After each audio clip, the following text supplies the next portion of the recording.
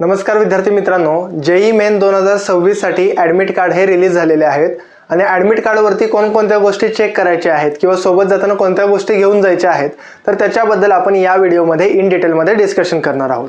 So सगळ्यात अगोदर आपण बघूया की जेई मेनचे जे ॲडमिट कार्ड रिलीज झालेले आहेत ते पहिल्यांदा कोणासाठी रिलीज झालेले आहेत तर ज्या विद्यार्थ्यांची एक्झाम ही 21, 22, 23 आणि 24 या तारखेला होणार आहे बीई बीटेकसाठी, तर अशा विद्यार्थ्यांचे ॲडमिट कार्ड हे रिलीज झालेले आहेत.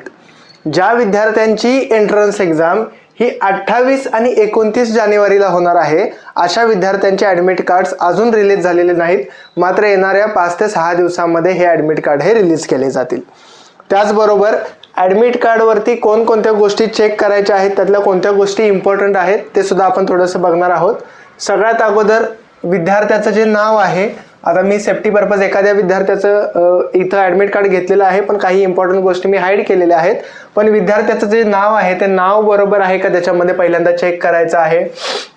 करेक्शन विंडो मध्यंतरी ओपन होती, ज्यांनी फॉर्म भरतेवेळी काही मिस्टेक झालेल्या होत्या तर अशा विद्यार्थ्यांसाठी करेक्शन विंडो ही ओपन होती, त्यावेळी आपण हे करेक्शन्स करून घेतलेले असतील. फोटोग्राफ हा आपलाच आहे का चेक करायचा आहे. जन्मतारीख, जेंडर, कॅटेगरी सगळ्या गोष्टी बरोबर आहेत का चेक करायचा आहे. त्याच्यानंतर हा जो सेक्शन आहे तर ह्या सेक्शनमध्ये आपल्या सगळ्या इम्पॉर्टंट म्हणजे एक्झाम सेंटर कुठे आहे, किती वाजता पोहोचायचं आहे ते सगळं ह्या बॉक्समध्ये आपल्याला बघायला मिळेल. सो सगळ्यात अगोदर आपल्याला इथं बघायला मिळतं की अप्लाइड फॉर्म म्हणजे कोणत्या पेपरसाठी आपण हा फॉर्म भरलेला होता. त्यानंतर क्वेश्चन पेपर मीडियम इंग्लिशमध्येच तुमचा क्वेश्चन पेपर असणार आहे का ते इथं बघायला मिळेल. डेट ऑफ एक्झामिनेशन किती तारखेला एक्झाम होणार आहे. आता तारीख आपल्याला अगोदरच समजलेल्या होत्या कारण सिटी इंटिमेशन स्लिप ह्या रिलीज झालेल्या होत्या, पण ह्या तारखेला किती वाजता एक्झाम होणार आहे ते सुद्धा आता आपल्याला समजणार आहे. आता या विद्यार्थ्याची एक्झाम ही शिफ्ट 1 मध्ये, शिफ्ट 1 म्हणजे मॉर्निंग शिफ्टमध्ये ही एक्झाम होणार आहे. एक्झामचं टायमिंग आहे सकाळी 9 ते दुपारी 12 वाजेपर्यंत, 3 तासाचा पेपर असणार आहे. टायमिंग आपल्याला समजलं. त्यानंतर एक्झाम सेंटरवरती किती वाजता पोहोचायचं आहे, म्हणजे 9 वाजता एक्झाम चालू होणार आहे पण सेंटरवरती किती वाजता पोहोचायचं आहे तर सकाळी 7 ते सकाळी 8:30 याच्या दरम्यान तुम्ही सेंटरवरती पोहोचणं गरजेचं आहे. 8:30 नंतर जर तुम्ही सेंटरवरती पोहोचला तर मात्र तुम्हाला एक्झामला अलाव केलं जाणार नाही, तुम्हाला गेटच्या आतच घेतलं जाणार नाही. सो सकाळी 7 ते 8:30 या दरम्यान तुम्हाला सेंटरवरती पोहोचून तिथली जी प्रोसेस आहे ती तुम्हाला कंप्लीट करून घ्यायची आहे. सेंटर कोणतं आहे तर सेंटरचा ॲड्रेस तुम्हाला या ठिकाणी बघायला मिळेल. एखाद्या स्कूल किंवा एखाद्या कॉलेजमध्ये जनरली हे सेंटर चाललेले असतात. आता हा जो विद्यार्थी आहे तो विद्यार्थी आहे मुंबईमधला, तर मुंबईमधल्या एका स्कूलमध्ये त्याचं आलेलं आहे, एक्झाम सेंटर आलेलं आहे. तसंच प्रत्येक विद्यार्थ्याचे एक्झाम सेंटर्स आहे त्याच्यावरती ॲडमिट कार्डवरती मेन्शन केलेले तुम्हाला दिसतील. तर हे जे ॲडमिट कार्ड आहे ते टोटल 4 पेजेसचं आहे. त्यातल्या पहिल्या पेजवरती तुमचे फोटो, तुमची पर्सनल इन्फॉर्मेशन, एक्झाम कुठं होणार आहे, सेंटरचं नाव, ॲड्रेस, टायमिंग हे सगळं पहिल्या पेजवरती तुम्हाला बघायला मिळणार आहे. पहिल्या पेजवरती अजून काय करायचं आहे बघा, तर ही पहिल्या पेजची तुम्ही प्रिंटआउट घेतली तर खाली 3 बॉक्स तुम्हाला बघायला मिळतील. इथे एक बॉक्स आहे, इथे एक आहे, इथे एक आहे. ह्या बॉक्समध्ये आपल्याला काय करायचं आहे तर पहिल्या बॉक्समध्ये कॅन्डिडेटचा फोटो जो तुम्ही फॉर्म भरतेवेळी अपलोड केलेला होता व्हाईट बॅकग्राऊंडचा फोटो, तो सेम फोटो या ठिकाणी पेस्ट करायचा आहे. आता बॉक्सची साईज लहान आहे, फोटो मोठा असतो, तो कदाचित फोटोवरती थोडा लहान थोडासा बाहेर बॉक्सच्या बाहेर जाऊ शकतो, तर त्याला काहीही प्रॉब्लेम नाही. अशा पद्धतीनं आपण फोटो पेस्ट केला तरी सुद्धा चालेल. त्यानंतर candidates left hand thumb impression. आता बॉक्स लहान आहे, साधारणतः अंगठा कसा करायचा आहे तर अशा पद्धतीनं अंगठा आला पाहिजे, म्हणजे अशा पद्धतीनं तुमचा या ठिकाणी येणार. डाव्या हाताचा अंगठा आपल्याला या ठिकाणी करायचा आहे. तर हा फोटो लावणं आणि हा अंगठा करणं हे घरातूनच करून घेऊन जायचं आहे. त्यानंतर या बॉक्समध्ये विद्यार्थ्याची सिग्नेचर आहे, ती मात्र घरात करायची नाही. एक्झाम सेंटरवरती पोचल्यानंतर तिथं जे कोणी सुपरवायझर असतील त्यांच्या समोर ही सिग्नेचर करायची आहे. फक्त ह्या बॉक्समधला फोटो आणि इथं डाव्या हाताचा अंगठा एवढीच गोष्ट तुम्हाला सेंटरवरती जायच्या अगोदर घरातून करून घेऊन जायची आहे. आता ॲडमिट कार्डची कलर प्रिंटआउट काढावी का ब्लॅक अँड व्हाईट काढावी, तर शक्यतो फोटो व्यवस्थित दिसावा याच्यासाठी कलर प्रिंटआउट तुम्ही घ्या, सिंगल कॉपी घेतली तरी चालेल. आता हे सेकंड पेज आहे. सेकंड पेजवरती काय दिलेलं आहे, इम्पॉर्टंट इन्स्ट्रक्शन्स, म्हणजे एक्झामला जाताना काय सोबत घेऊन जायचं आहे, कोणत्या गोष्टी सोबत घेऊन जायच्या नाही, तर ह्या इन्स्ट्रक्शन्स दिलेल्या आहेत. त्यातल्या इम्पॉर्टंट आहेत त्या मी सांगतो की गेट क्लोजिंग टाईमच्या नंतर तुम्हाला सेंटरवरती अलाव केलं जाणार नाही. म्हणजे मॉर्निंग शिफ्टवाल्यांना सकाळी 8:30च्या नंतर तिथं अलाव केलं जाणार नाही.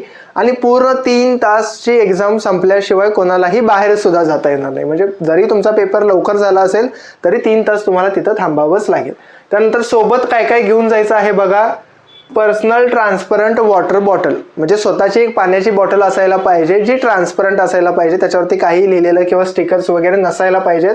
त्याच्यानंतर स्वतःचा एक बॉल पॉइंट पेन, म्हणजे स्वतःचा एक पेन सोबत असायला पाहिजे, तोही शक्यतो ट्रान्सपरंट असावा. Admit card downloaded from NTA website, clear A4 printout. काय म्हणलेलं आहे की जे ॲडमिट कार्ड आहे ज्याच्या PDFs आता ज्या विद्यार्थ्यांनी आरंभकडे काउन्सिलिंगसाठी आहेत तर अशा विद्यार्थ्यांना ते ॲडमिट कार्ड आम्ही ऑलरेडी पाठवलेले आहेत. तर या 4 पेजेसचे प्रिंटआउट तुम्हाला A4 साईजमध्ये काढायचे, ते सोबत घेऊन जायचं आहे. ॲडिशनल 1 पासपोर्ट साईज फोटोग्राफ, एक फोटोग्राफ तुम्ही त्या ॲडमिट कार्डच्या फर्स्ट पेजवरती पेस्ट करताय, प्लस एक फोटो तुम्हाला सोबत घेऊन जायचा आहे तिथं अटेंडन्स शीटवरती पेस्ट करायला. सो एक ॲडिशनल फोटोग्राफ तुम्हाला सोबत घेऊन जायचा आहे पासपोर्ट साईजचा. आणि original valid ID proof as uploaded in the online application form. आता आम्ही ऑलमोस्ट जे फॉर्म भरलेले आहेत तिथं सगळ्यांचं ID प्रूफ हे आधार कार्डच यूज केलेलं आहे. ज्या विद्यार्थ्यांच्या आधार कार्डला काही प्रॉब्लेम होता, ज्यांनी पॅन कार्ड अपलोड केलेला असेल किंवा पासपोर्ट केला असेल, तर अशा विद्यार्थ्यांनी ते व्हॅलिड ID प्रूफ हे सोबत घेऊन जायचे आहेत. पण 99% विद्यार्थ्यांकडे आधार कार्ड हे असायला पाहिजे. ज्या विद्यार्थ्यांनी आधार कार्ड व्यतिरिक्त कोणतंही ID प्रूफ अपलोड केलं असेल अशा विद्यार्थ्यांनी एक्झाम सेंटरवरती लवकर पोहोचणं गरजेचं आहे. तिथं काही एक्स्ट्रा प्रोसेस तुम्हाला असू शकतात. त्यानंतर काय म्हणलेलं आहे, candidates are not allowed to carry any electronic devices or personal बिलॉंगिंग्स.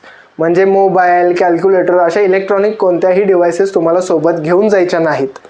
त्यानंतर काय, shoes with thick soles and garments with large buttons are not permitted.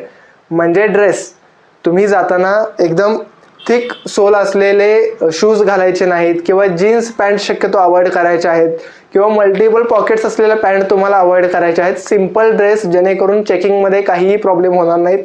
मग सिम्पल टी-शर्ट असेल किंवा सिम्पल पॅन्ट असेल तर साधी कपडे तुम्हाला तिथं घालून जायचे आहेत, जेणेकरून चेकिंगमध्ये काहीही प्रॉब्लेम यायला नको.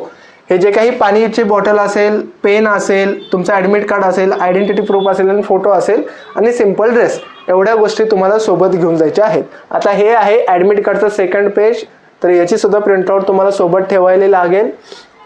त्याच्यानंतर इम्पॉर्टंट ॲडवायझरी आहे की NTA नेमकं काय करते, तिथं तुम्हाला काही म्हणजे कॉपी करणं किंवा कोणती मॅल प्रॅक्टिस केली तर तुमच्यावरती ॲक्शन घेतलं जाईल. तर ह्या सगळ्या गोष्टी याच्यावरती मेन्शन केलेल्या आहेत. एक्झाम सेंटरवरती जायच्या अगोदर एकदा तुम्ही त्या वाचून घ्या. आणि त्यानंतर हे जे लास्टचं पेज आहे तर हे डिक्लेरेशन आहे. आता डिक्लेरेशन कोणासाठी आहे, declaration from non Aadhaar candidates. ज्या विद्यार्थ्यांनी फॉर्म भरतेवेळी आधार कार्ड अपलोड केलेलं नव्हतं किंवा व्हेरीफाय केलेलं नव्हतं, पॅन कार्ड, पासपोर्ट हे ID प्रूफ यूज केलेले होते, तर अशा विद्यार्थ्यांनी सोबत जाताना हे घेऊन जायचं आहे, जेणेकरून आधार व्हेरीफाय नसलेल्या विद्यार्थ्यांना तिथं काहीही प्रॉब्लेम येणार नाही. हे सोबत घेऊन जायचं आहे. प्लस ह्याच्यामध्ये ज्या काही गोष्टी विचारलेल्या आहेत त्या फिल करायच्या आहेत तुम्हाला. तर अशा पद्धतीचं हे डिक्लेरेशन दिलेलं आहे. याच्यामध्ये खाली अजून एक ऑप्शन दिलेला आहे की ज्या विद्यार्थ्यांचा फोटो काहीतरी चुकीचा वगैरे अपलोड केलेला आहे किंवा फोटो आलेला नाही, तर अशा विद्यार्थ्यांनी सुद्धा हे डिक्लेरेशनचा फॉर्म सोबत घेऊन जायचा आहे. अशाच इम्पॉर्टंट अपडेटसाठी आरंभ करिअर ॲडवायझरच्या यूट्यूब चॅनलला सबस्क्राईब करा व अशाच इम्पॉर्टंट माहितीसाठी आरंभ करिअर ॲडवायझरच्या व्हॉट्सअप कम्युनिटीला सुद्धा जॉईन करा. थँक्यू.